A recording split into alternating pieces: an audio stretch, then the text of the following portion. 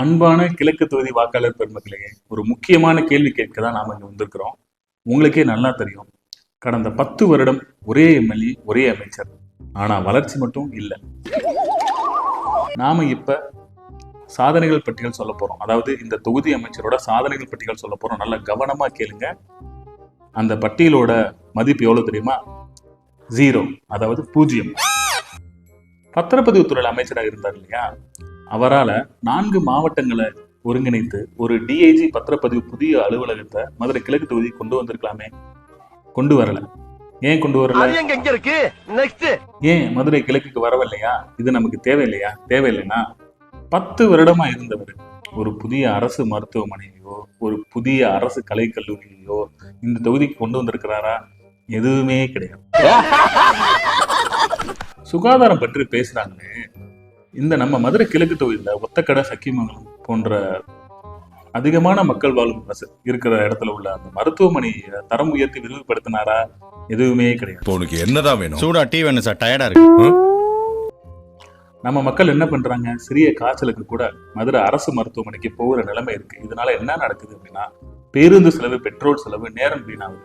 இதை தவிர்க்க ஒரு நடவடிக்கை எடுத்தாரா இந்த கிழக்கு தொகுதி அமைச்சர்? இல்ல. இது என்ன பிரமாதம்? இது விட பெசலைட் ஒண்ணு இருக்கு. இதுதான் நிர்வாக திறமையா? நல்லா தெரிஞ்சுக்கங்க, இது அலட்சியம். இது நிர்வாக திறமையே கிடையாது.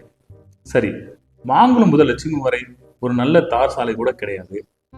அழகர் கோவில்ல இருந்து எம்ஜிஆர் பேருந்து நிலையம் வரை ஒரு பேருந்து வசதி கூட கிடையாது. இதுல மக்களை எப்படி? அத வேற ஞாபகப்படுத்திட்டீங்க. நெஞ்சமெல்லாம் பொண்ணா இருக்கு தம்பி, மறக்க முடியல. பயனடைவாங்க. யாராவது யோசிச்சீங்களா? நீங்க சொல்லுங்க மக்களே, இது வளர்ச்சியா இல்ல வஞ்சனையா? அழகர் கோவில் வந்து ஒரு புனித ஸ்தலம், அது ஒரு சுற்றுலா பகுதி. அதுல ஒரு அரசு கலைக்கல்லூரி கொண்டு வந்திருக்கலாம் இல்லையா?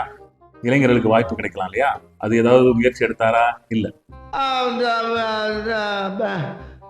வந்து இப்ப நான் என்ன உங்களை சொல்றது?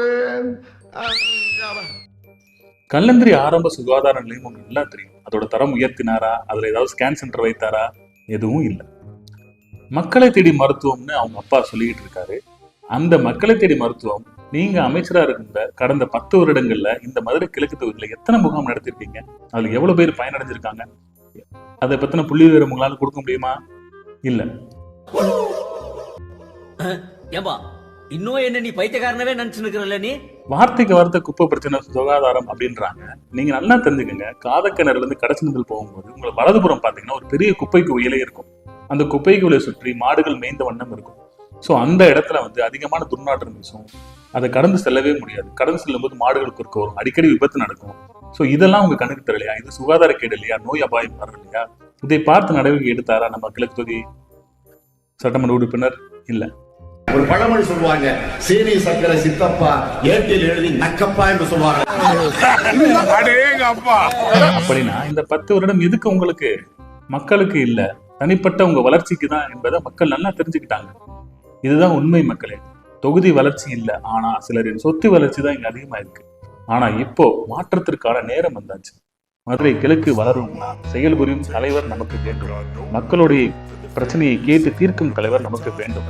அந்த தலைவர் தான் என்டிஏ கூட்டணி தலைமையிலான கூட்டணி கட்சிகள் அதிமுகவின் இரட்டை இலை சின்னத்தில் போட்டியிடும் மாங்குளம் கே. மகேந்திரன். இவருக்கு நீங்க இரட்டை இலை சின்னத்தில் உங்கள் பொன்னான வாக்குகளை அளிக்குமாறு அன்புடன் கேட்டுக்கொள்கிறேன். யார் வரணும் மதுரை கிழக்கு தொகுதிக்கு? மாங்குளம் கே. மகேந்திரன். யார் ஜெயிக்கணும் மதுரை கிழக்கு தொகுதிக்கு? மாங்குளம் கே. மகேந்திரன் அவர்கள் ஜெயிக்கணும். இந்த முறை ஓட்டு மட்டும் உங்கள் குடும்பத்திற்கான உங்கள் குழந்தைகளுக்கான வளர்ச்சி, மதுரை கிழக்கின் மாற்றம், மாங்குளம் மகேந்திரன் வெல்லட்டும், மதுரை கிழக்கு முன்னேறட்டும். வாக்காளர் பெருமக்களே மறந்து விடார்கள். உங்களது பொன்னான வாக்குகளை இரட்டை இலை சின்னத்தில் வாக்களிக்குமாறு அன்புடன் கேட்டுக்கொள்கிறோம். நன்றி, வணக்கம்.